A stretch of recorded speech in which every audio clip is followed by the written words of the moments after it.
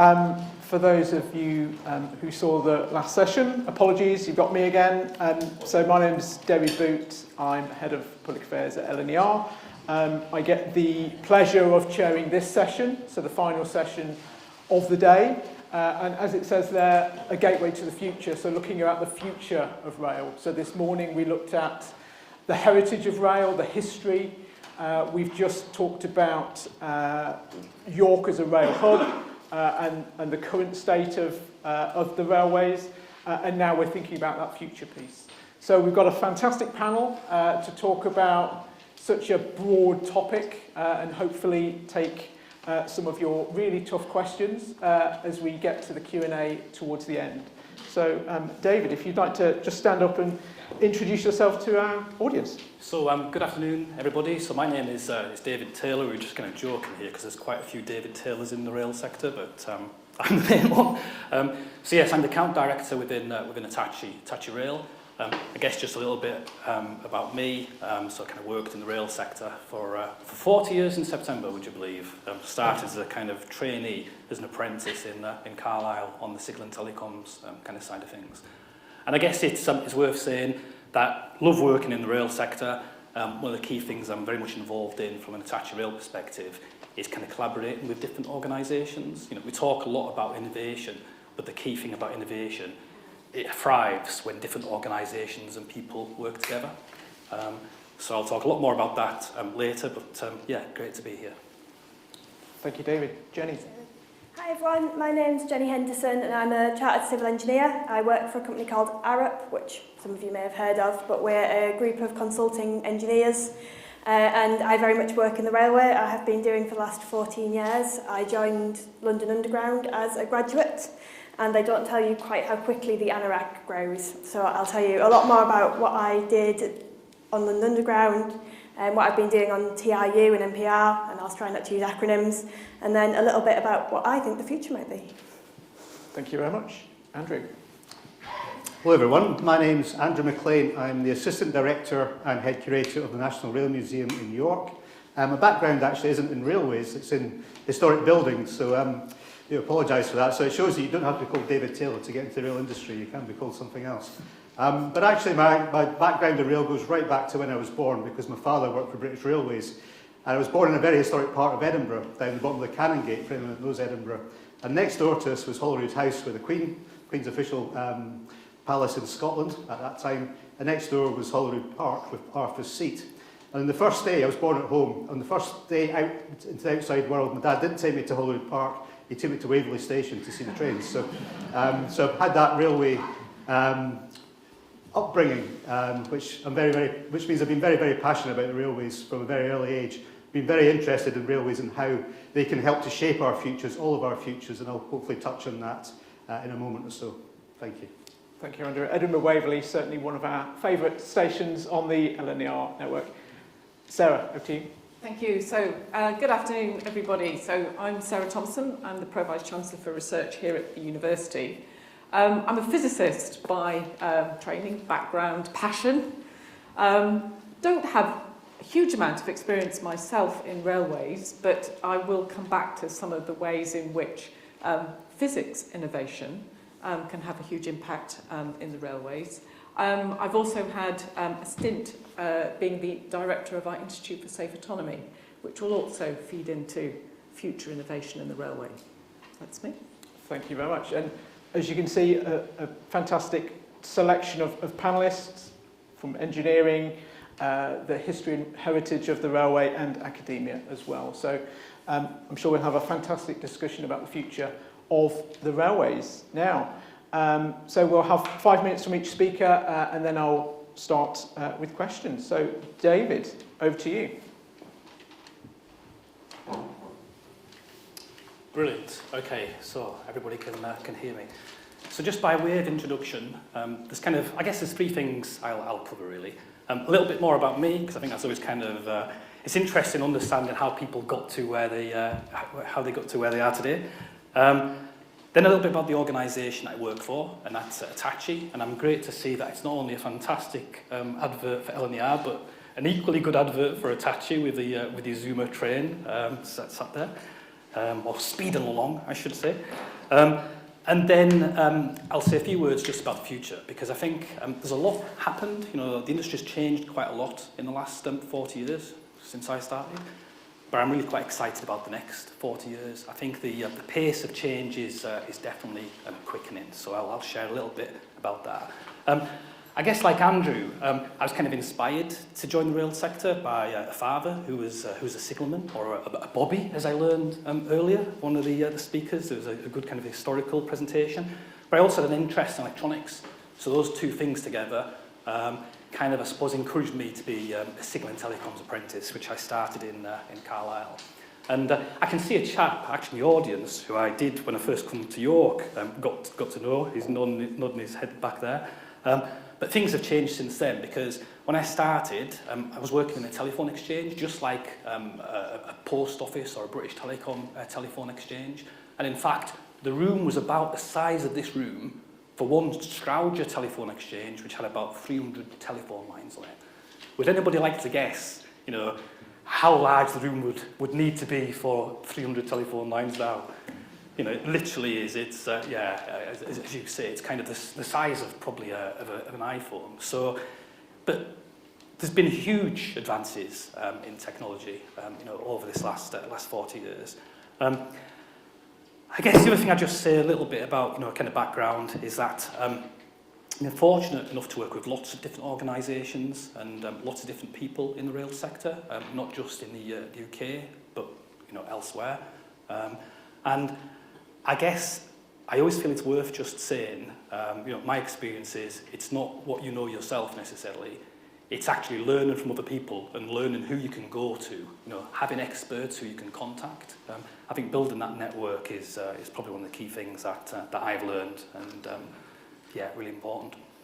So during this last 20 years, I've been involved in you know, leading development of a number of different initiatives, and I guess I'll mention two of those before I talk a bit more about Hitachi. I guess number one is a thing called Darwin. Those people in the rail sector will be aware of it. You know, Alistair Rutter's sat back there, no, he'll be aware. But kind of 20 years ago, if you wanted to find out, you know, where your train was and if it was running on time or not, you would call a call centre and they would look at some information and try and give you an answer.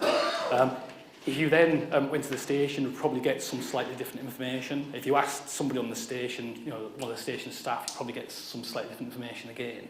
And clearly information is absolutely vital for people planning their journeys when they're actually on the journey. Systems like that have kind of made a big difference, that consistency of information, regardless of where it comes from. And I'm a great believer in, you know, we all need to remember the rail network is there to connect people and places.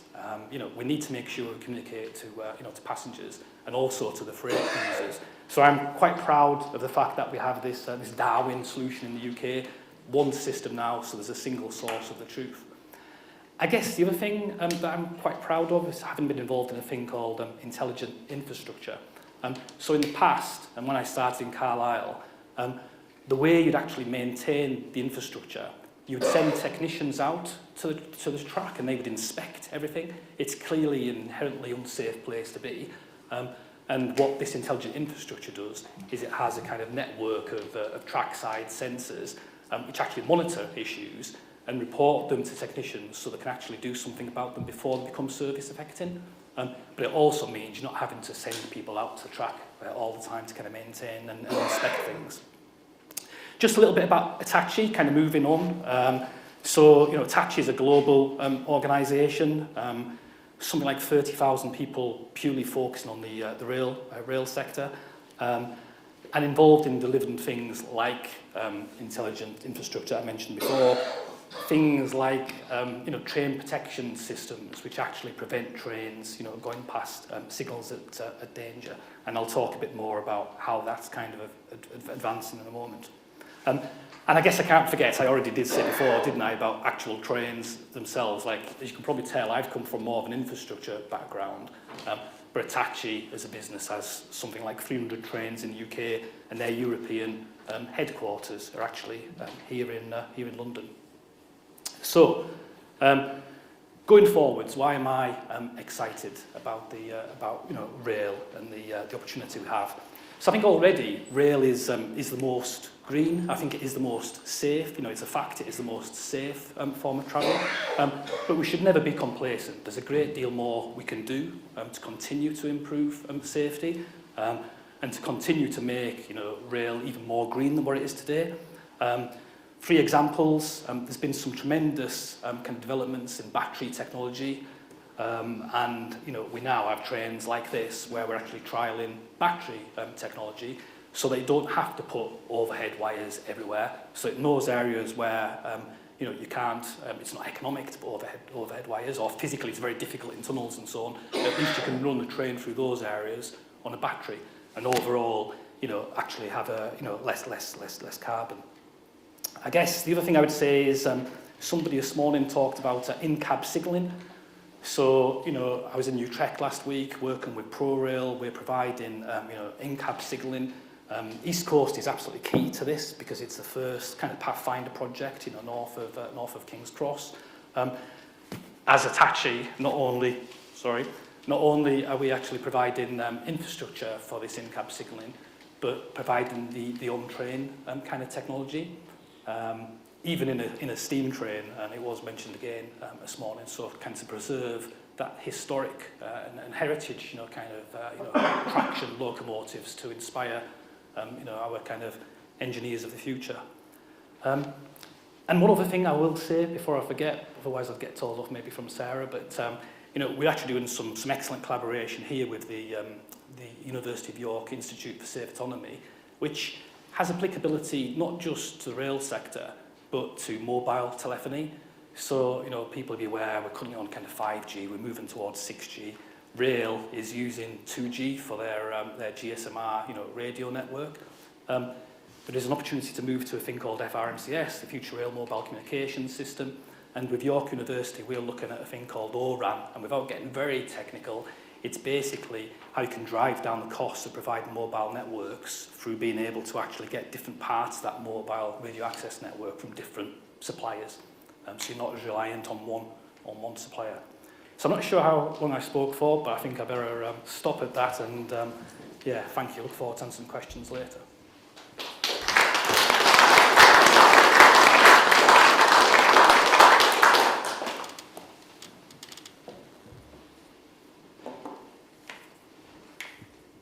Hello everybody. I'm probably going to take it a slightly different tack to David. He says he's in infrastructure. I might argue you do very clever things. I'm in concrete and steel and bridges and track. So even further away from the trains in some way, but it's all really important that it comes together as a big system. And I think that's what I've learned right the way through my career. So compared to some other people, I might be a little bit more junior in the rail industry. I graduated from Newcastle University in 2011 with a degree in civil engineering. And I studied civil engineering because through school, through sixth form, I really love maths, I really love physics, I love product design, I love making things, I love seeing things that I've made be useful and come into the world. And a little bit of history, I graduated in 2011, and as those will know around the room, that means I graduated into the tail end of a recession. Being from Hartlepool, graduating from Newcastle Uni, there was nothing in this part of the world for me. They couldn't see a future in civil engineering. And I happened then to apply for Transport for London. And I went down to London for 7 years, and that was brilliant. I was really lucky. I was there at a time where there was investment being pumped into the underground, into Crossrail. I worked on the Future Stations programme. So if you go to King's Cross, that beautiful station, I had nothing to do with it, it was before my time. But I was the legacy that went on from that. So if you now go to Victoria Station, there's a lovely new ticket hall at Bresden Place, and that's where I landed as a first-year graduate on site building that. And similar to as David said, what was great for me is that I could immediately see the impact of my work. I could see how much benefit I was bringing to the capital, to the people of London, and the wider economic success of the country through my work. So I stayed for a few years at TfL. I worked on South Kensington Station, a few others. Crossrail spent all the money, which was a little bit unfortunate for me, because a lot of my designs I'd worked on haven't come into fruition yet. But I'm sure at some point we will get the investment and I'll be able to go stand on the platform that I designed at South Kensington and see it in use, because it really is needed. So at that point, from a personal point of view, I kind of wanted to come home. My husband and I have now got a little girl who's 4, and I got the opportunity to come back and work on TRU. Sorry, I've done acronyms, haven't I? TransPennine Router Upgrade. So I transferred from a client organisation. So at TfL, I was very much thinking about the user case, who's going to use our infrastructure, what do we provide, where do we spend our money, how do we get that asset in the ground for the best value. And I came to work from Arup on the TRU project called West 3. So that is between Dewsbury and Huddersfield. I don't know if any of you use that bit of the railway at the minute. I see a man raising his eyebrows. I'm sorry, but it is going to be brilliant.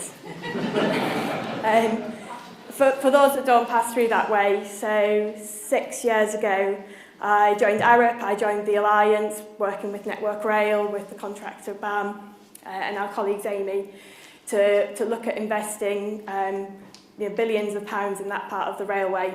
So the problem that we have is that we've got a brilliant historic asset, and I'll keep coming back to this, but it's just not quite fit for purpose. It was built as a 4-track railway in the 1980s, lack of investment, track got stripped out, and now effectively what happens is the fast trains can't go fast because they bump into the slow ones.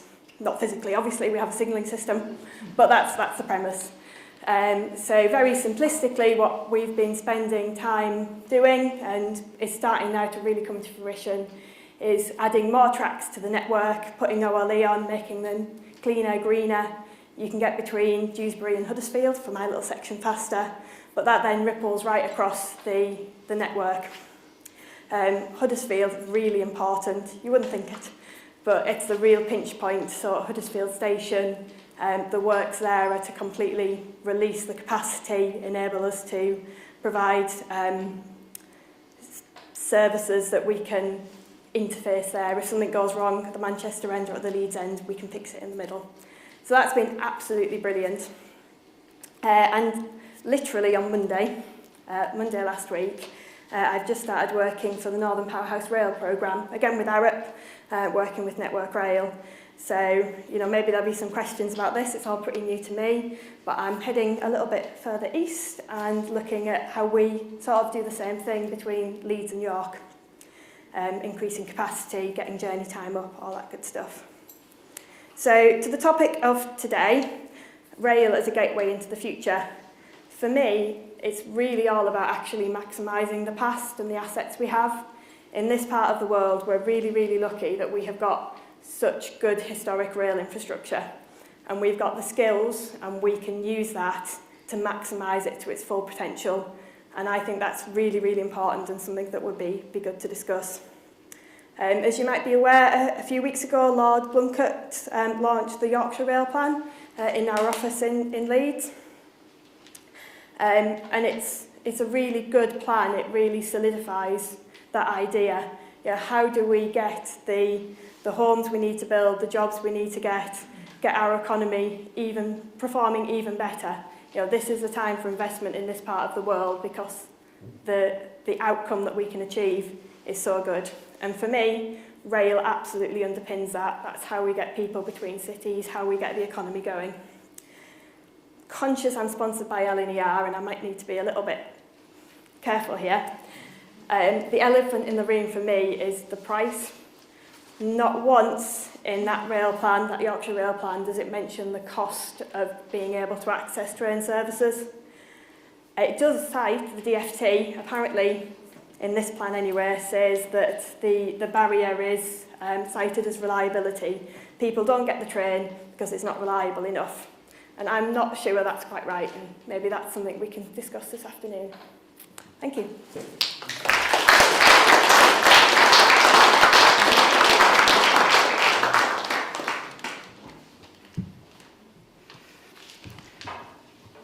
Well, I bet you're all wondering why somebody from the National Rail Museum is talking about the future of rail. Surely a museum's all about the past. Well, there's two reasons why I'm here. One is actually learning the lessons from the past. there are some amazing lessons that we sometimes forget in the rail industry, which would actually help us, I believe, to make a better railway in the future. And before I go on to the second reason why I'm here, I just wanted to check with you, because we're talking about Railway 200 this year. So hands up, who thinks that the railway started in the reign of Queen Victoria? Or King George III? Or William IV? History question for you. Does anyone know in which reign the railways actually started in this country? In whose reign? Somebody want to just shout out an answer. George III. Actually, it was in Queen Elizabeth I's reign. So 1560. The 1560s, the very first railway system in this country took place. So that shows that railways have been integral to the economy of this country since the 16th century. Talking about Railway 200, the opening of the Stockton-Darlington Railway, actually we have a railway history longer before the opening of the Stockton-Darlington Railway than we have after it. So there are plenty of lessons in that period that I'll be able to touch on a few of in a moment or so. But also at the museum, although we tell the past of the railways fairly well, we want to do it better, we also tell about the present of the railway. We want to tell the story of the future of the railways as well. So we've got a new building being constructed starting later this year. When that opens in a couple of years' time, you'll be able to come and see what we've got. The Futures Gallery, sponsored by Porterbrook, which will tell you the story of the future of rail. So we're talking about the future of rail, but it does ask the question, does rail actually even have a future? Because it might sound a strange question, but back in the 1960s, that was a question being asked. Did rail have a future? Because the railways were still recovering from the deprivations of the Second World War. Modernisation, the big modernisation plan in 1955, which was supposed to modernise the railways, had been problematic and hadn't delivered as it should have done. In the 1960s, we had the Beeching cuts, of course.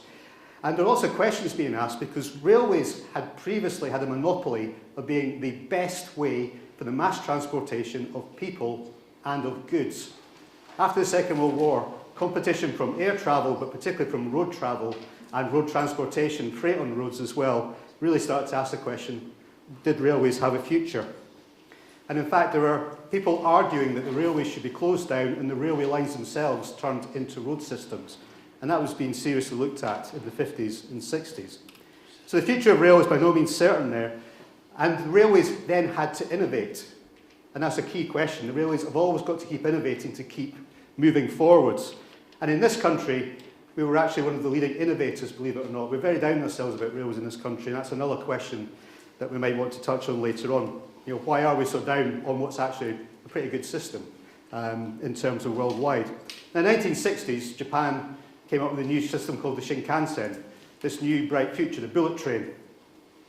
That was impractical for countries like Britain, which is a much smaller, narrower country, where you couldn't really put a system like that in. And in fact, Japan could not afford that system. So the two men behind that from Japanese Railways, Shinji Sogu and Hideo Shima, actually conned the Japanese government and the World Bank into getting lots of money in on a flawed business case to make sure that system was built, because they knew it would transform the economy of Japan. And just before it opened for the Tokyo Olympics in 1964, those two men publicly announced that they had done this criminal activity in their eyes and publicly resigned their positions in shame. But they did it because they knew it was for the best. So I'm not sure we're going to do that in the rail industry today, but who knows. And actually they were rehabilitated, and Hideo Shima went on to head up Japan's space agency. So there we go. But in this country, we had the Rail Technical Centre in Derby, which opened in the early 1960s, brought in people from the aerospace industry, and that was a world leader. Hideo Shima, the inventor of the bullet train, came to see what Britain was doing. There was a chap there called Alan Wickens, who, along with the Stevensons and Isobar Kingdom Brunel, is the greatest railway engineer this country has probably produced. He's still alive, he's about 94, 95 years old. He's never been knighted. So ask yourself why one of the greatest railway engineers of all time hasn't had the recognition in his own country. Well, next week a moderately successful footballer will become knighted. But what Wickens and his team were doing was a new, completely revolutionary new system of railways. They're looking at things that would become the Advanced Passenger Train programme, which, again, was truly world-leading in its time. But all sorts of other great things too. So rail's never lost its advantage of being that mass keeper of people and goods. So if you think about it, in the 19th century, the largest infrastructure project in this country was a railway project. Take your pick: London and Birmingham Railway, Severn Tunnel, the Forth Bridge. Major, major infrastructure projects. The 20th century, again, it was a railway project, the Channel Tunnel, even though, of course, only half of it was in this country. It still happened in France, or under the water. And actually, the 21st century, again, it's a railway project. So that's a very firm affirmation that railways are here to stay. So it does have a very, very strong future, and that's a story we want to tell in the UK. And as David's outlined, in terms of the climate emergency, rail is the best form of transport. It's the greenest form of transport. It's the best way to move people and goods. You know, in 2020, we had the very first train delivering goods all the way from China, and it came all the way back from China to London by rail, the whole distance, the whole 12,000 kilometres, took 18 days. Night trains, which were being withdrawn, sleeper trains in Europe, 10, 15 years ago, are now being reintroduced because a younger generation of travellers have something called flight shame. They do not want to fly, they want to go by train. So there's lots of opportunities for rail to benefit from that. There's a darker side too. Just as the UK used railways as a form of control in colonial times in Africa and India in the 19th century, so China is building railways in Africa and charging extortionate amounts. So exercising control over those countries. And we've seen in the conflict in Ukraine as well just how important railways are. The safe passage of travel with President Zelensky and other politicians come into the country, but also without the rail system, Russia could not keep that war going, which is why Ukraine just recently, in the news you'll have seen, has attacked the rail infrastructure in Russia itself. So let's look ahead to the future. Of the NRM, we're going to have this great new Futures Gallery, which is going to start telling the story of what rail of the future will be. It'll be asking our visitors to imagine what that future's like, because even if you don't travel by train, your life is affected by rail in a positive way.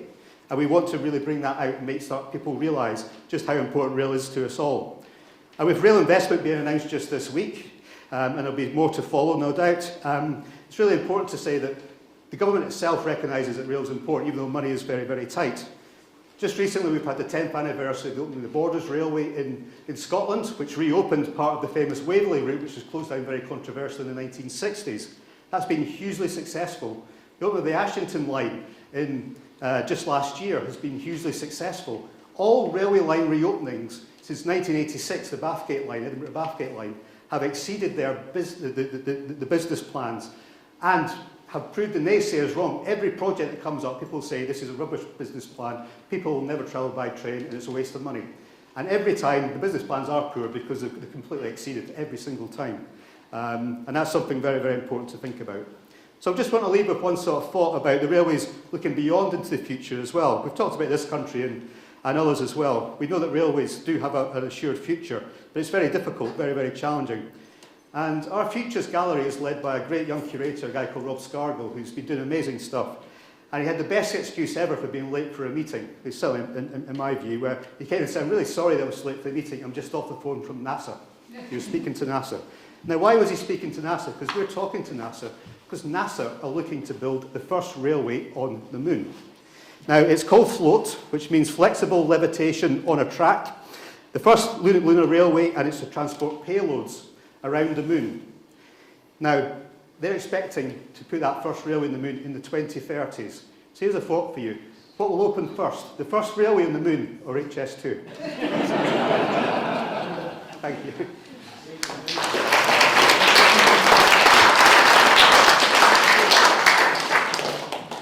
I'm not sure I can follow that. So I've been here all day, and I think some of you recognise quite a few faces from the first session. And at the end of the first session, Steve Davis, in trying to sum up, said that we needed to be looking for imaginative and novel ways of applying the laws of physics. Well, I'm a physicist, and I'm delighted that I'm not the first person to mention physics in this session, so I can't help but agree with that statement. But there's a couple of important words in that: novel ways and applying. So if I think about my job as the Pro-Vice-Chancellor for Research at the university, that means I have oversight, if you like, for all of our research. And that's from research from the most fundamental science, arts, humanities, social science, and most importantly, making it work, applying it to where it can have the most impact, because that is every bit as important. But this is about innovation, and it's a little bit about those slightly wacky ideas. A bit like you might think a railway on the moon is a slightly wacky idea, but it might become reality. And academics, researchers, not just scientists, we are the ultimate entrepreneurs, die-hard enthusiasts. We think our fantastic idea that we think is super cool is going to be the next best thing. And the chances are it probably isn't. My own research area a while ago used to be in magnetic materials and magnetic data storage. So I used to go to a lot of conferences where a lot of the data industry was there. People like Seagate, Hitachi, IBM. And you will be more than aware of what's happened to computers over the years, how they've shrunk, how much more data you can get. Going back to your communications analogy, it's a little bit like that. And so academics like me and others, you get up and say, well, you could do it like this. And the engineers would say, don't be ridiculous. You get back in your ivory tower. That's far too difficult to implement. But 5 years later, or even just a few years later, because of the pressure of that technology, suddenly those wacky ideas become the answer, become the way out of the problem of the data explosion or whatever it might be. And that's what's exciting about being a university researcher, because you can dream about those wacky ideas, and some of them, just some of them mind, but some of them will become reality. So the trick is working close enough with your industry colleagues so that those ones that actually are going to have some impact, that you can be part of making it something real. And this is what happens, certainly has happened in rail, and what we want to continue to happen in rail, certainly from my colleagues in York. So just thinking through a little bit, and some of this comes from maybe listening to some of the talks this morning, just to get our eye in to think about some of the things that we've well, I was going to say we've all experienced, but some of them go back a bit longer than that. So just think about ticketing. Not started off probably with paper ticketing, but we probably all remember those. In my own world, we used to have magnetic tickets. I've done so many demonstrations of that magnetic strip on the back of your ticket. Now we all have our tickets on the phones, and if you've been looking at your news, you'll have seen that in the future we expect not to have tickets, but the GPS tracker just to know where you are. If you think about signalling, so we heard this morning that we started out by saying, well, the train set off half an hour ago, so it's okay, the next one can go. We've been through semaphore, which we still have, I gather, on parts of the network. Lights, and now we've heard about the in-cab signalling and the European train control. Now, I haven't mentioned those two initials AI yet, but this is probably the point at which to do that. So we hear a lot about AI, and quite a lot of that conversation is about I think you hear two types of discussion. One is about that existential, is it intelligent? And we also hear a lot about ChatGPT and a lot of the stuff that everybody is using. But actually, for me, the application of AI in many, many different sectors is happening now and is hugely transformative and beneficial. So that's why we have the Institute for Safe Autonomy, for example. So in things like signalling and in managing where our trains are, all the logistics, in fact, those radio networks that David was talking about, all of that control is done by artificial intelligence, by machine learning. So that is already having an impact and will have much more so.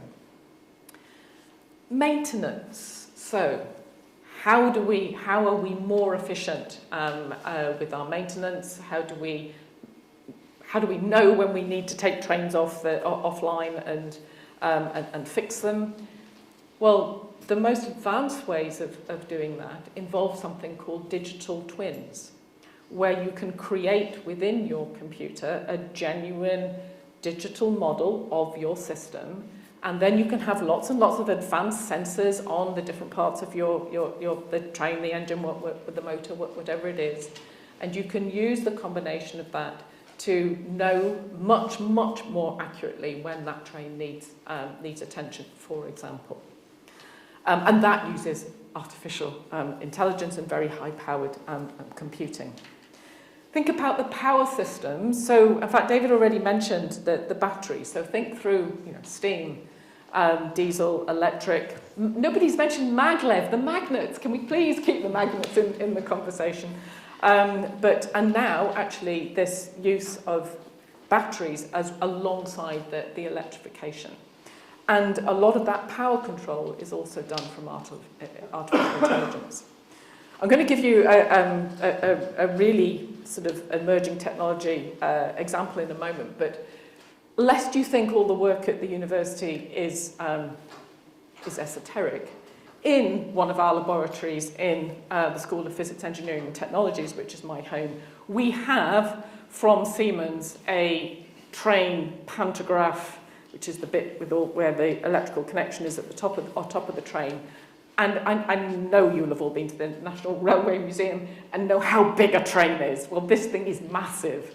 And so we have, again, the most advanced AI-powered control research, but it's being applied on an actual pantograph in the university. And that's how you get that innovation to work. So I'm going to end with perhaps one of the most advanced examples, and it's one of quantum physics and one of quantum communications.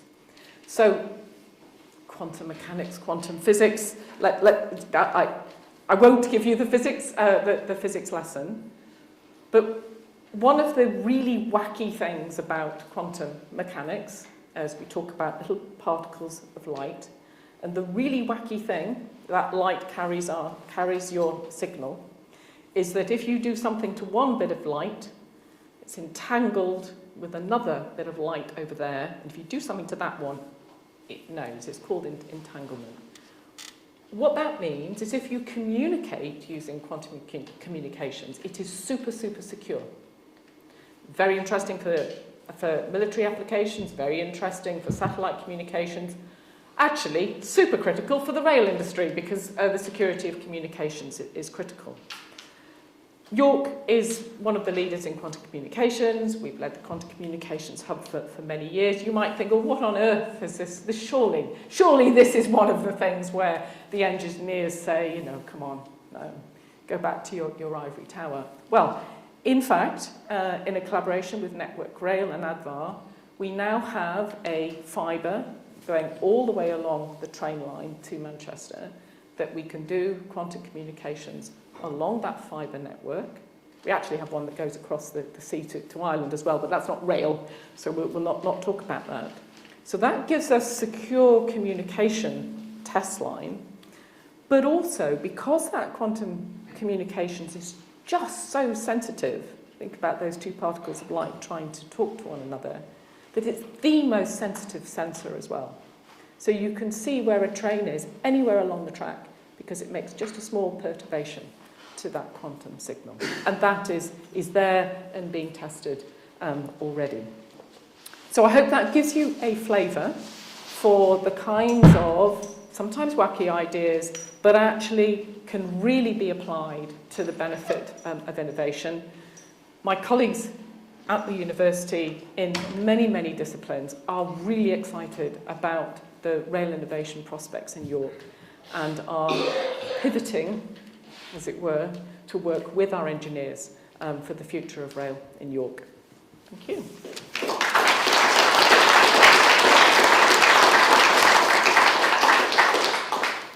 So we had a huge breadth of issues raised there. I didn't have trains on the moon as part of my questioning, so that's certainly a new one for me. That's definitely off the LNER network. David, if I start with you, you talk about some of the innovations coming through, including in-cab signalling. In your view, what's the biggest and most exciting change that's coming through that will have an impact on passengers? A sort of a ready-made impact and improved services for passengers? So I think the thing is, as you said, there's so many different innovations, David. And I think in terms of passengers, like the customer experience is absolutely key. I spend a lot of time on a train, and you know, I want to be able to buy a ticket really easily. I don't want to. I want things to just be straightforward. When I get on a train, I want to know it's going to arrive on time.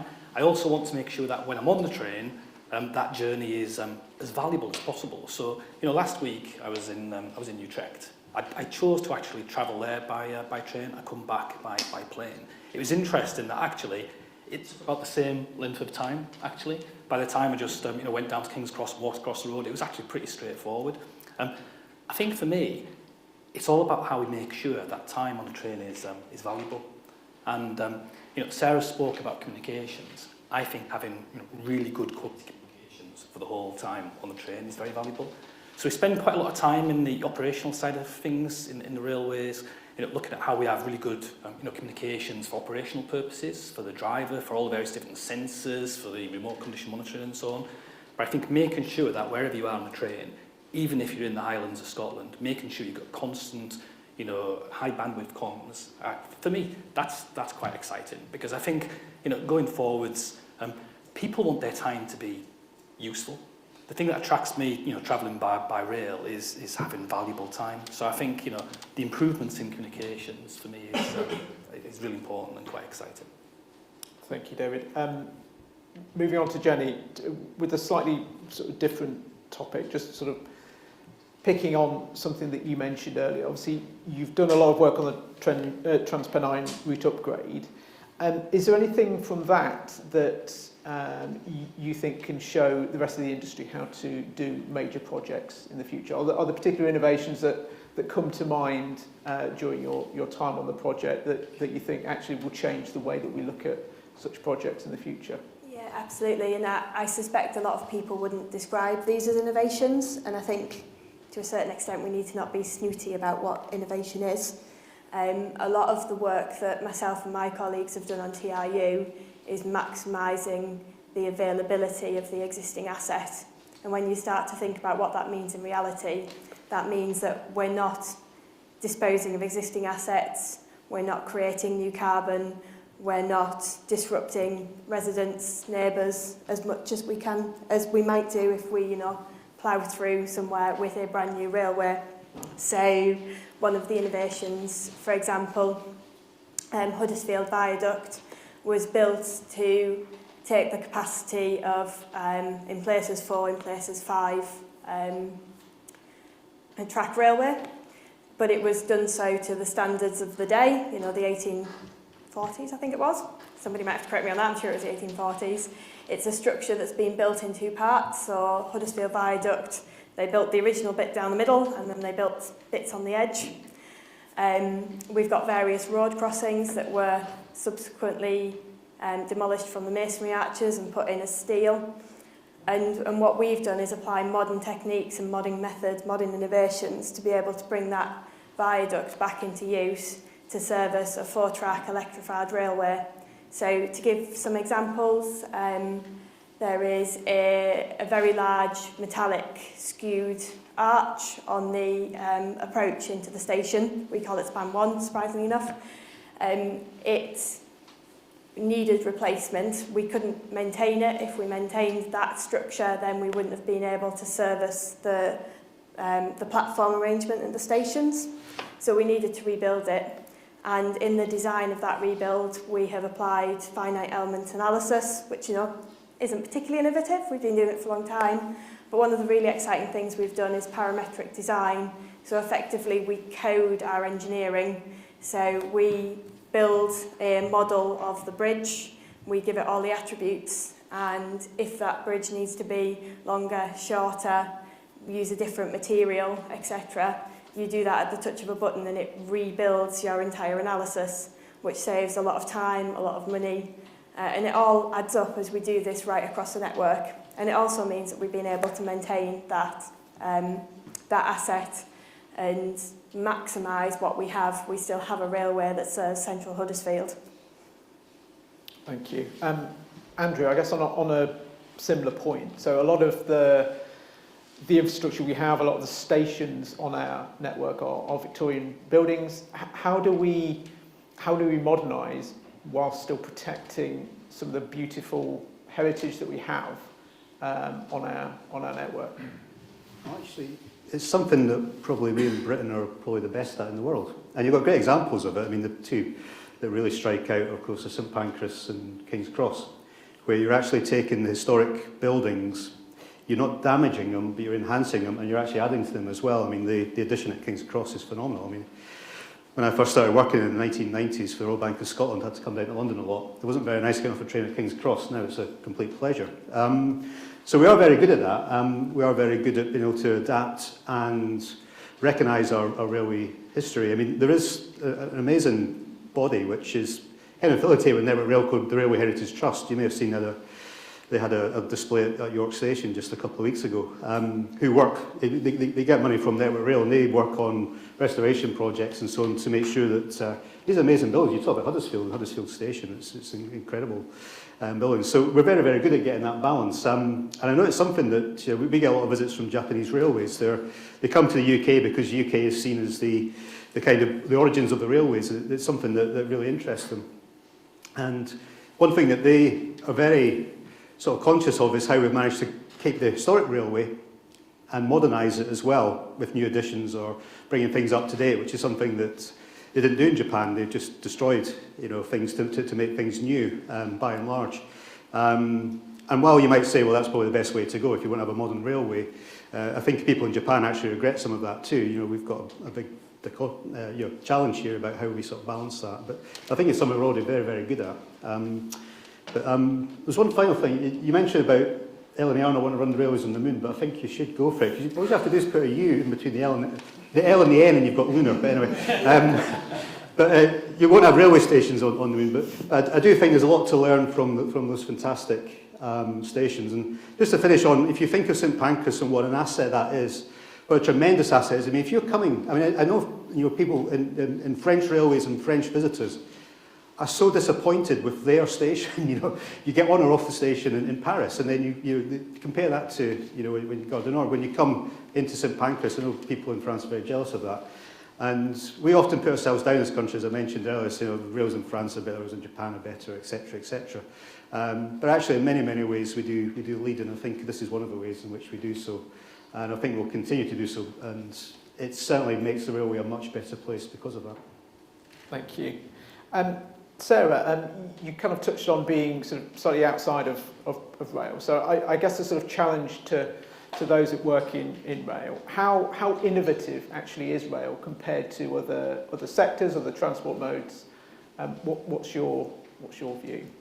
So that's a very interesting question, and I'm not sure I can make a comment on the industry, but perhaps if I could answer a little bit along the lines as to what colleagues have been saying about, I guess, how we can modernise the rail. And somebody said this morning, it's not just about improving lots of different parts of the system, and I'm not sure I agree with that, because I think, just as we've just been describing, we're starting from here. We might not want to, but we're starting from here.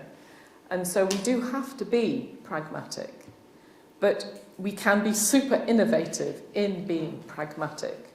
And so I think the potential now to be innovative, particularly with all the things that we've been describing, using artificial intelligence for that logistics, very much like what Jenny was saying in terms of, if you can really improve the logistics of knowing where your trains are and the signalling and getting the optimum timetable, which you talked about quite a bit today, that makes a huge difference to the passenger experience.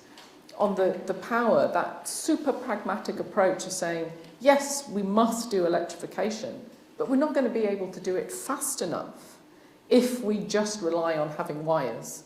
If we are clever enough and say, well, okay, can we improve battery technology using the very, very latest engineering that we've got, then we can make a much faster improvement for the customer. So I think that's what we need to do. And so what I see at the moment in rail innovation is a huge willingness to take the very latest innovations and apply them in the rail sector. And there seems to be an appetite for that. And if we do that, then we've got a real chance. Great, thank you. And that sort of leads into my question to David, which is, I know you've written about what rail can learn from aerospace. What is the answer? What can we learn from aerospace or perhaps other sectors? You know, I think there's a huge amount we can learn from aerospace. I'm a great believer in, so I've worked in rail nearly all of my career. But actually, I've always tried to work with other organisations and look at what we can learn from other sectors. And I think you know, that is really important, I think, wherever you work. I think from an aviation perspective, I'll give 2 examples, perhaps. So when was it? About 2012, we ran a conference here in York, actually, at the National Railway Museum, where we had visitors you know, from other rail companies pretty much globally who came to National Rail Museum. And it was to discuss the future of traffic management.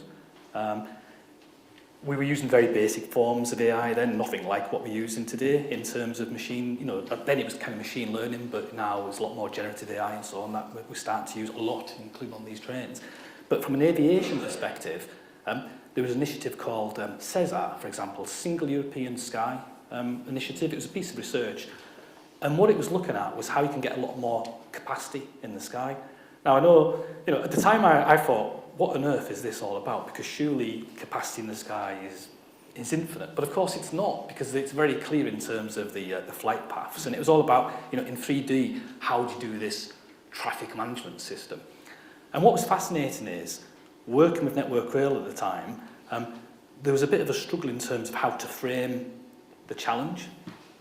And actually, we actually took things from the CESAR initiative to frame the problem we're trying to solve, because quite often, you know, we end up using technology, we end up trying to we have a piece of technology and we're looking for how we use it to solve something, whereas actually we should always start with what the challenge is or what the opportunity is. So, you know, the way the aviation sector had kind of framed that piece of work on CESAR, we found was really useful, and, you know, Network Rail were actually starting to adopt the same language. You know, so innovation isn't always about technology, is it? It might just be about, you know, looking at things in a different way, doing, you know, it could be a different process and so on. So that's one example. Another example is very much in terms of the move towards reliability-centred maintenance. So on these trains, we have hundreds of sensors, in fact, thousands of sensors, and we're putting on more sensors. And it's not just about making sure we understand all the different systems on the train, so when, you know, there's a problem, we can detect it and do something about it quickly. It's about actually monitoring the overhead lines, it's about monitoring the track, it's about, you know, all the other infrastructure.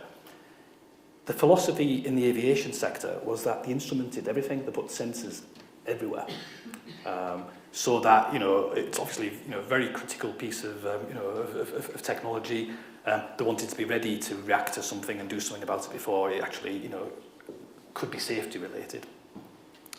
What we did in rail is we looked at that approach and we said, we're not going to do that. Because we think that is actually going to come at a price point which wouldn't be economic in rail. And actually the approach we'll take in rail will be about potentially monitoring less, but making sure we use the data more kind of comprehensively. So for example now, you know, Network Rail are ahead of other countries. There's around 55,000, you know, assets trackside which are monitored. But when it comes to things like point machines, they monitor one thing.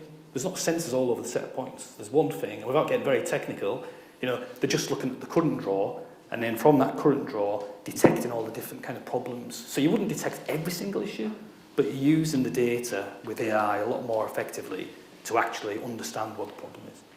So that's a couple of examples from an aviation sector perspective. Great, thank you, David. I think you've all touched on skills either within your opening remarks or within answers to subsequent questions. Jenny, I'll start with you. Just, I guess, since you started within the industry, what sort of need for skills have changed from when you first entered rail to now, what skills is the industry looking for, and how is that likely to change in the future? What skills are going to become more important for rail? I'm not sure that the kind of core attributes, if I could put it that way, have really changed. The rail industry, as I think David touched on it earlier, is full of really passionate people that are in rail because they feel really strongly that we provide a public service and that the railways are here to deliver for the economy, deliver for people, deliver for places, deliver social mobility. From an engineering point of view, you know, we all come back down to having that knowledge of maths and physics and understanding how the problem comes together. The big change for me, and it was sort of starting when I was at university, but it's come on leaps and bounds, is having that digital ability and digital understanding and being able to implement the tools that are coming online so quickly, just being so open-minded to grab them with both hands and work out how we can best use them to get to that, you know, never-changing idea in the industry about why we're here and why we do what we do. Thank you. Andrew, same question. I guess the NRM is very much focused on the future of the industry and getting young people into the sector. What's your view on the sort of developing skills space? Yeah, I mean, it's probably no surprise. I mean, there's a huge engineering shortage in this country, and what we try to do at NRM is to engage younger audiences and showing that rail is, you know, A, it has a future, but B, you can be very much part of that future. Trying to get away from the sort of traditional image of the railway engineer to show it's open to everybody. And we've heard some great examples today about some of that great work that can be done. So we opened our Wonder Lab a couple of years ago, which is very much an engineering-based learning through fun. You know, it's sort of geared at 4 to sort of 8-year-olds, but you know, we've had babies in there up to 95-year-old ex-railway workers who just love it. And we're getting people engaged with railways because of that. Last year, we've done analysis that 12% of our visitors were driven to the NRM because of Wonder Lab, because of that.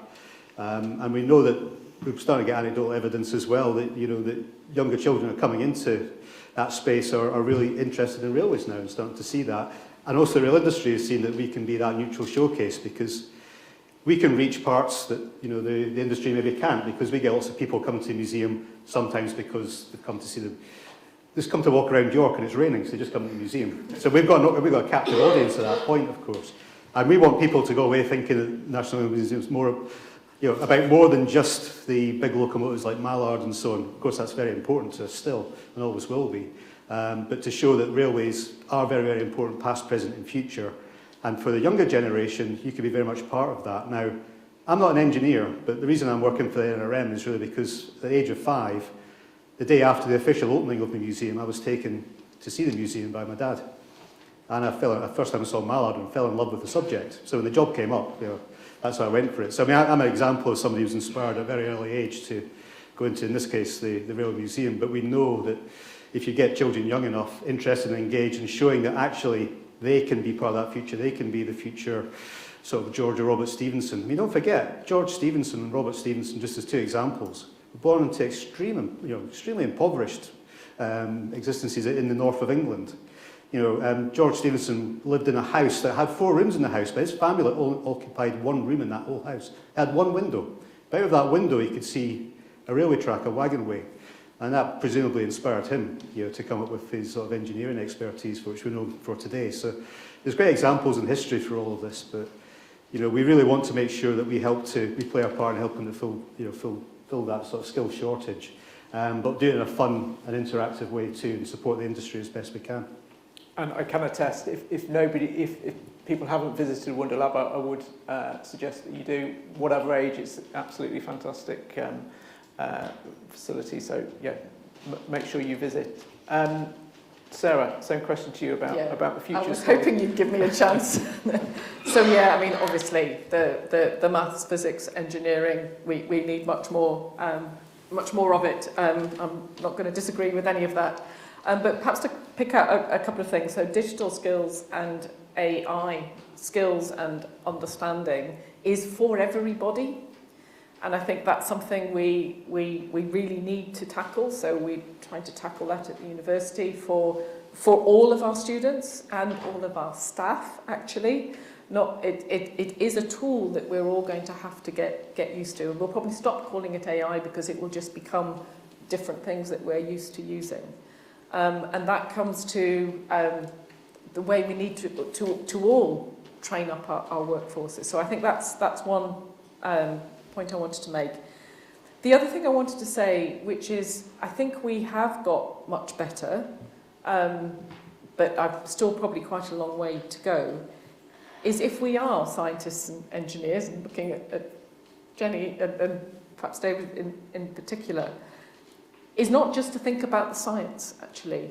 And I think we could do a better job, and we certainly tried to do that in York, at encouraging our students to also work with, but to think about things like the social science, what does the population think? What do we think as people? We're all people. What do we think about the ethics of what we're doing? So I think that interdisciplinary approach, which sounds very grand when you talk about it in a sort of research way, but it should be integral to what we are doing. And the earlier we can do that, in other words, the less siloed we become, the better we will be at turning fundamental science, for the sake of argument, into something that's really, really useful.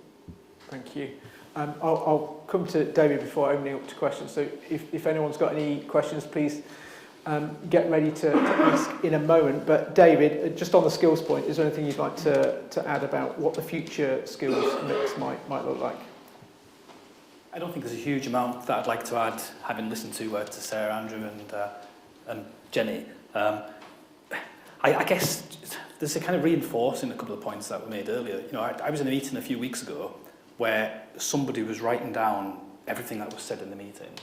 But there's AI technology which records the meeting and actually turns it into a transcript. I think we all need to try and take advantage of some of this stuff, because it actually isn't that difficult, really. I think probably not a great deal more to add other than that. Great stuff, thank you. Right, so we do have roving mics, so please pop your hand up. I'll come to this lady here. She was first. Thank you. Just wait for the mic to come your way. And if it's directed at a particular panellist, please say. Thank you. Hello, thank you. Perhaps my question is for Jenny, but perhaps whoever feels better equipped to answer it, I'm happy.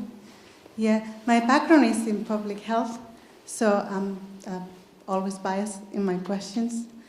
And the question I'd like to address is how are we looking at the subgroups of population with limitations in their access, disabled people and other special subgroups?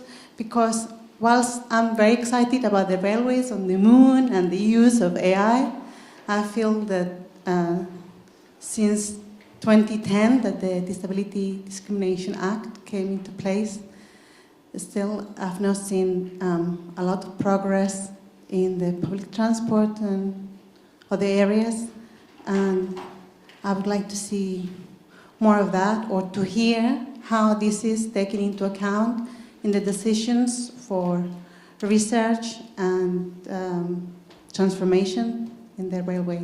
Thank you. Great, thank you. So that point about accessibility. Jenny, do you want to take that first?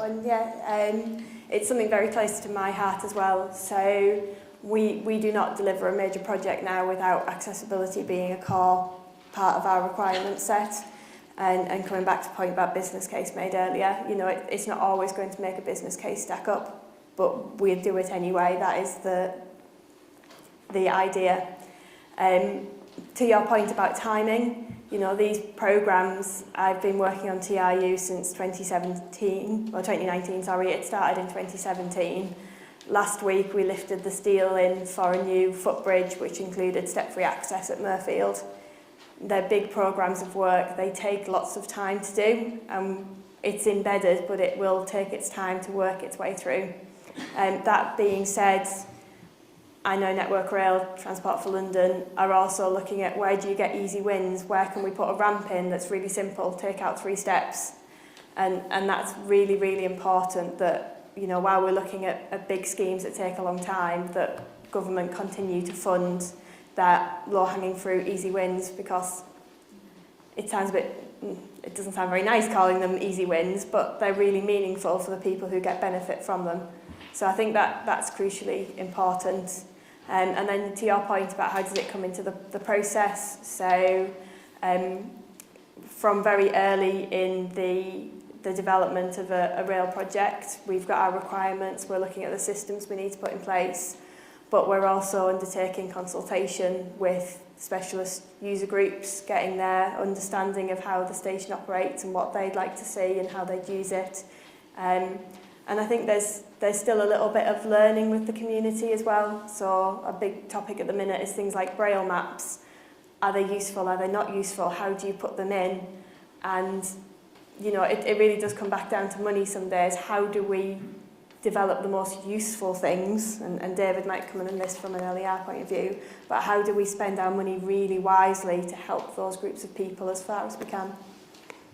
Thank you.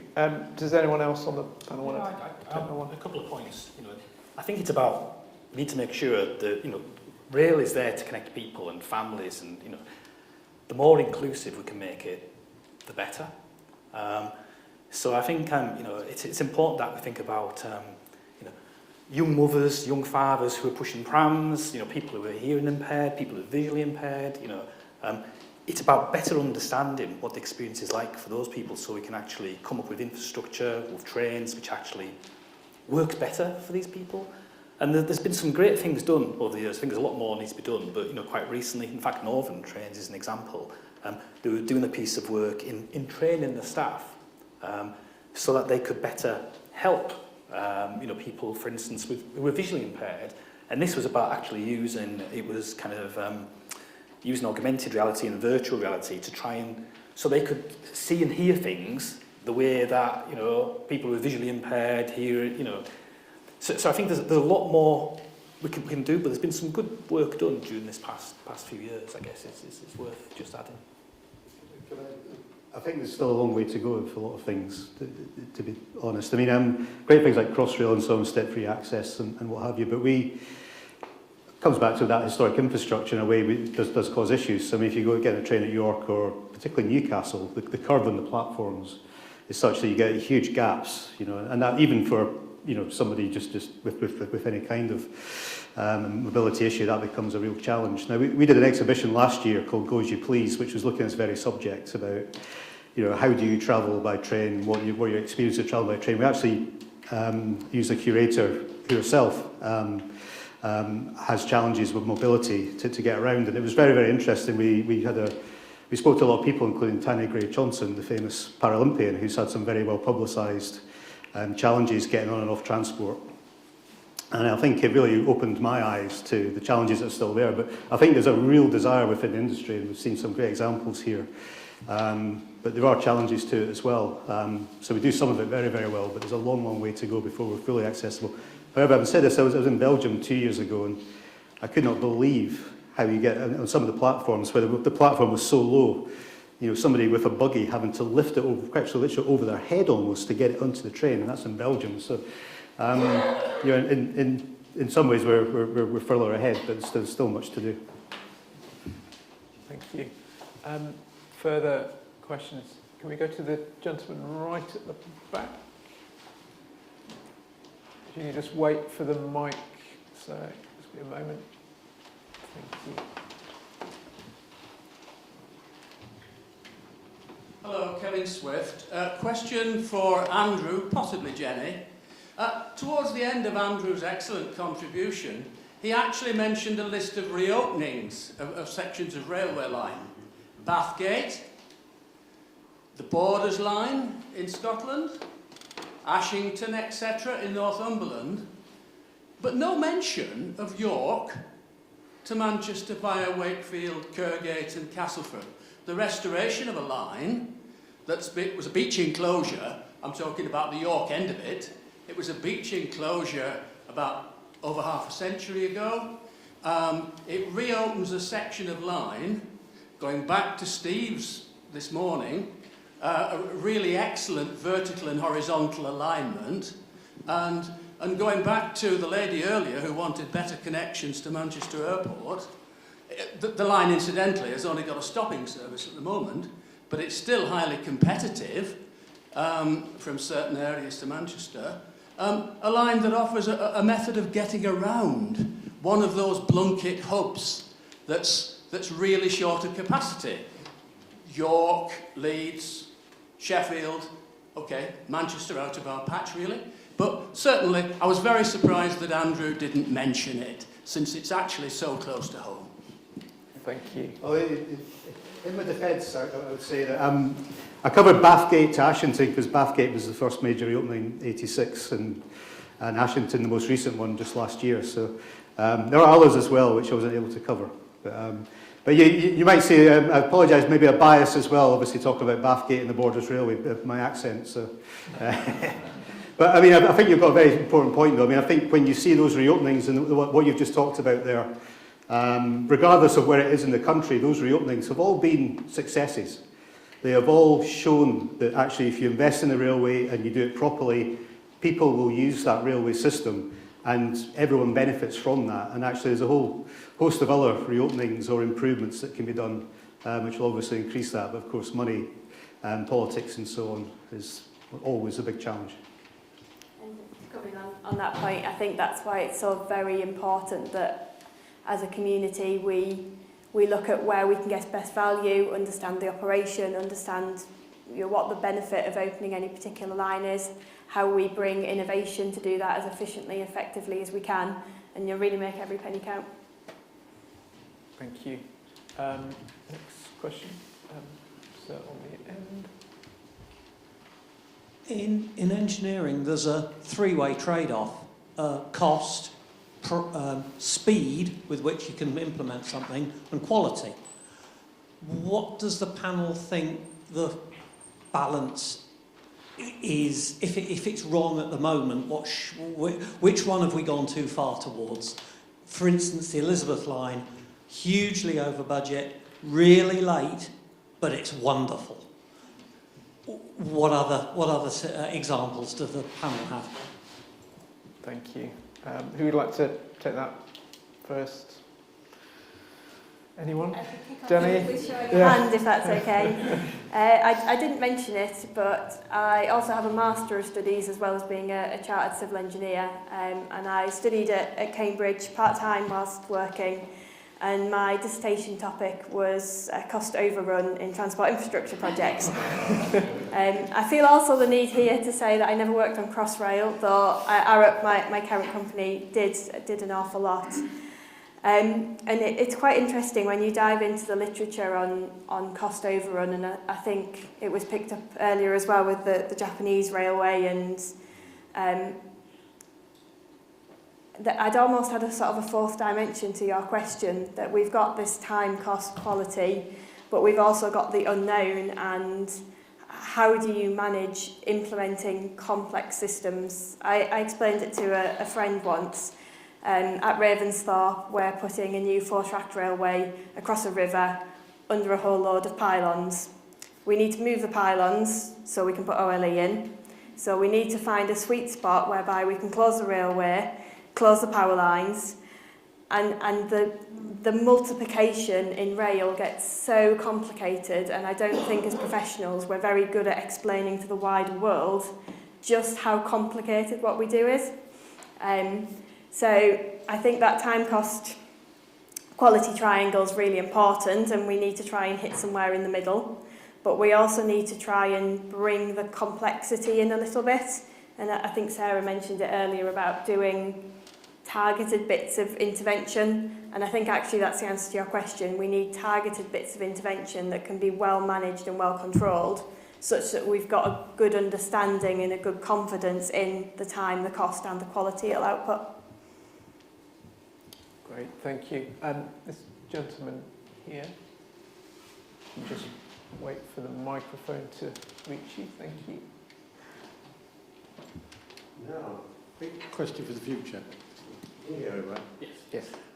Rail, as I understand it, is currently responsible for about 2% of the passenger miles and freight miles in this country. Rail contributes nothing in VAT, and it doesn't even pay fuel excise duty on its diesel. The freight railway is about $1 billion a year turnover, which just about washes its face. The passenger railway is a just over 10 billion a year business, which costs 20 billion to run, half of which is made up by all sorts of devious ways by the taxpayers. Now, only about 10% of taxpayers use the railway. For those taxpayers who use the railway, it's almost as expensive as a health service. Now, looking to 2035, how could you devise a railway which made a profit of £1 billion a year? Good question. Would anybody like to have a stab at that one? I could ask the first question back, if that's okay. I would question, should we have a railway that makes a profit? Should we not have a railway that provides a public service? Yes, and I disagree with it. There are competing means of transport. The railways are good at overcoming urban congestion, and the railways are good at going for distances between 50 and 400 miles fast. And they can play to those strengths, and I believe that they can actually make a profit if they concentrate on those. I mean, historically, I don't think there's any railway system in the world that does, railway system in the world that does make a profit. There are parts that do. Just before privatisation of British Rail, when British Rail had been sectorised, some of those sectors were profitable. And of course there were others which would never be profitable, but the wider public benefit they brought, if you shut down local branch lines and so on, to local communities. So there's a wider asset, as it were. I think sometimes I do wonder if it's about how we look at the value that the railway brings. Is it straight profit, or is it actually the other things that actually it does? And Much more rigorous. should be much more rigorous, yeah. But certainly historically, go back to the 60s, Barbara Castle recognised this, the sort of social railway it was called, where aspects it was just recognised, look, there's no point trying to get British Rail to try and make profits on all these lines, because you'll never do that. But if you close those lines down, the wider economic impact will be greater than what you're actually subsidising effectively. So, I think the point that I would say, if the railways in this country closed tomorrow completely, where would the country be, just say, 3 or 4 months from now? I think, obviously it's not going to happen, but the importance for the railways beyond that. So, while 10% of the rail users in this country only 10% of taxpayers might use the railway, the benefits that all of us get, whether we use the railway frequently or not, is much, much wider. And now, of course, we're looking at things like the benefit in terms of the climate benefits that railways bring as well. So one large freight train on rail takes 76 lorries off the road. So you can imagine obviously there are other benefits too, not just the money benefit. Great, thank you. This gentleman at the front. Thank you. One of the banes of passengers' lives is the rail replacement bus service. Now, I'm sure that when people are planning infrastructure upgrades, they try and minimise this and whatever.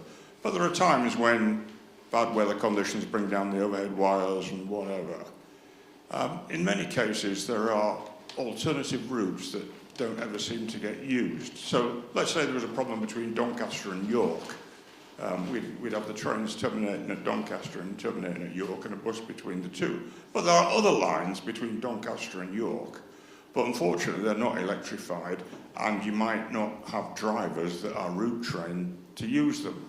So could it be possible to use AI to dynamically reallocate mixed mode trains to run those lines, and also to use AI to get the drivers to be able to use those lines without having previously done the route training? Very good question. David? Yeah, I think it's a brilliant question. actually. And there's a whole bunch of different aspects to the question you've posed in terms of, how do we make sure the network is more resilient? If you look in Scotland, kind of extreme weather accounts for a very high proportion. In fact, it's the biggest single contributor to kind of train delay. Rather than trying to unpick every single aspect, I'm going to take one particular part of it. So you talk about driver training. So in terms of a driver being taught how to drive a train, clearly part of that is the kind of traction familiarity, how to actually operate, the various different controls and different trains, which is continually training as new technology is introduced. So, we've talked a bit about in-cab signalling, so that's a big training program that LNER and many other train operators are involved in. But in terms of the route learning, every driver needs to be familiar with that route. And there's some really interesting work ongoing at the moment with things like driver advisory systems. And this is kind of technology which is provided to the driver so that for any route they drive the train on, they're actually presented with information in a very easy to understand way before they get there. So they're not having to kind of memorize, different complex junctions and so on. And I guess something I'd say about that, like all this technology, if you're an engineer, people love to talk about the technology, but the reality is, I think the thing that Sarah said is the most important. It's how people interact with this technology. So, if you're introducing something like a driver advisory system, bulk of the effort is making sure that actually the drivers are confident, the drivers are involved in the development. So, it's one example, but I think it's a great question. Yeah, it's a great question. And what you'll see when we go through disruption is that colleagues in the ROC that we've mentioned, run by Network Rail, but including train operating companies and others working in rail, will discuss and talk through different options. So yes, you've got to think about whether a driver has route knowledge to take over from another driver, or whether you need to book coaches, whether you need to reconsider rostering because you've got staff in the wrong place. So there's so many different elements that are discussed at the ROC involving different organisations. But you're right, how we use technology in the future is something that could really sort of address some of those issues that you mentioned. And so just briefly on that, you talked about AI. So they do have in York ROC some decision support technology to help kind of understand, so if a certain incident occurs, it is a delay at a certain point, what's the best course of action? It's quite complex, but I think as an industry, there's still more to do, but they're getting better at using that kind of decision support tools. Thank you. This gentleman here. Thank you.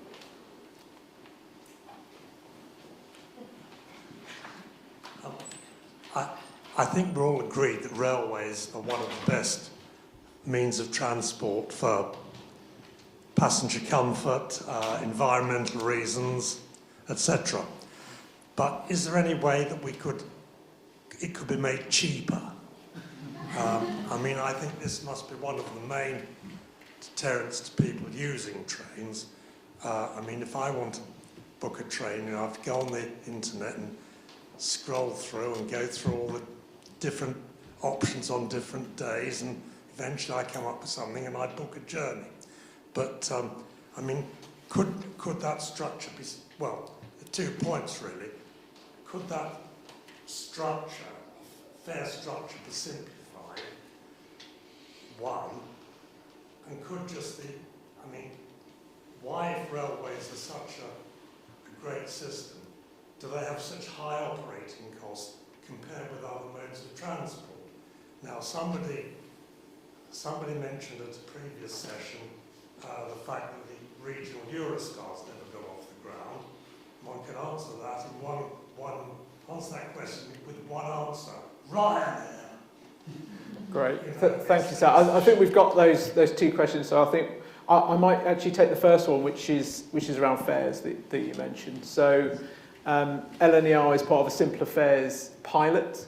So looking at the complex fare structure that you mentioned, and trialling 3 different fares. So you've got advanced, you've got on the day, and then you've got something called semi-flex, so that you can sort of either turn up to a train or early or late, up to 70 minutes. So whether that sort of structure helps passengers more easily understand fares and how to get the best deal for what they want. I don't know if anyone wants to pick up the sort of wider point about the cost of rail, David. I'll make a couple of points. So I think you're absolutely spot on as well. It costs too much to build and operate the rail network. So, we can do a lot in terms of simplifying fares, but actually we need to address the fundamental costs. And I was at a session last week with ProRail for several days, and the whole focus of that was how do we work more closely together to reduce costs? I think there's a lot of opportunity to reduce the net subsidy that the government has to put into rail to keep the rail network. And I think we really need to do a lot more on that.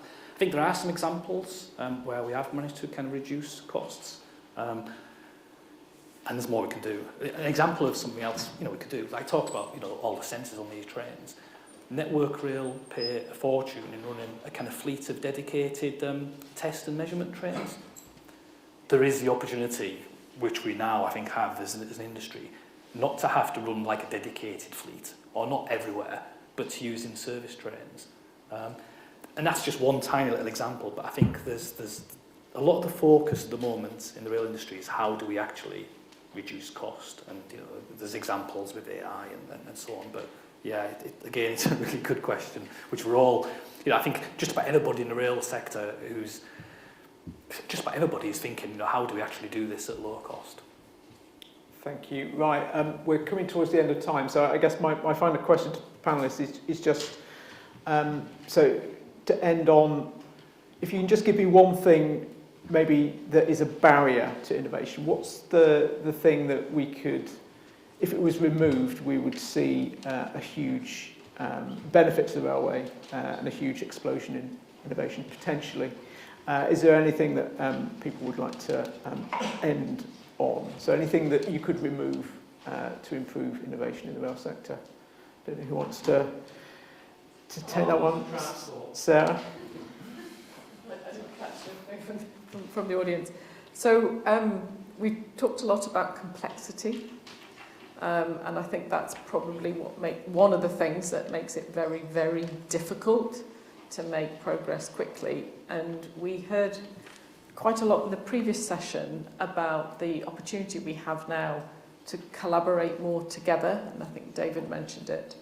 So I guess from my slightly removed perspective, if we can collaborate much more together, that might help reduce the complexity and enable us to implement some of these innovations in a more constructive way. Thank you. Andrew? Removing the barriers to innovation, I've got a good example, sort of interference, political interference or Department for Transport interference, perhaps, I don't know, controversial. But I'll give you one example from recent history. Virgin Trains, Richard Branson, very, very innovative train operating company, but they didn't get to do all that they wanted to do because they were held back. Talk about private companies, they didn't have the freedom to do what they wanted to do because they were being held back, particularly by the DfT.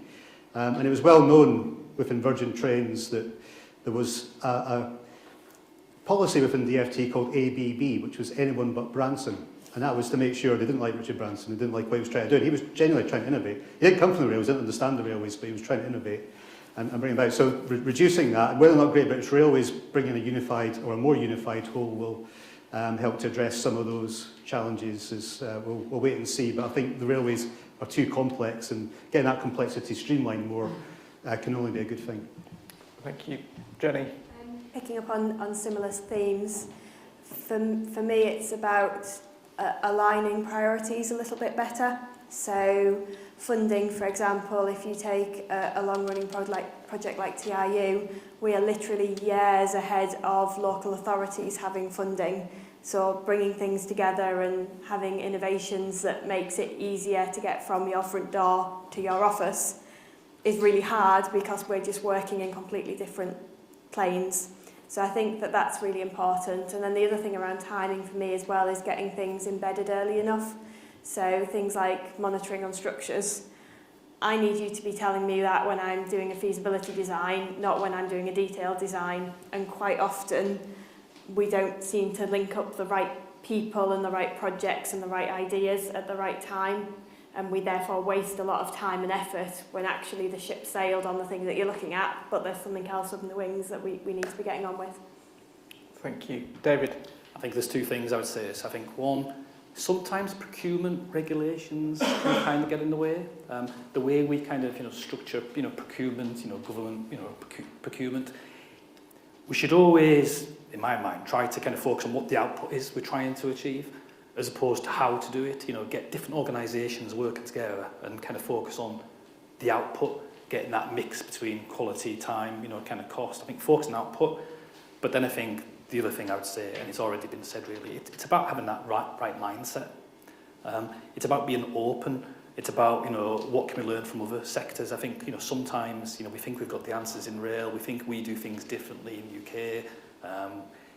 We need to be more open to different ways of thinking. Thank you. Well, we've run out of time, but that was a fantastically broad debate, and thank you so much for attending and coming up with some very challenging questions for our panellists. So just want to end on, if we can just thank our panellists in the usual way, and thank you for attending.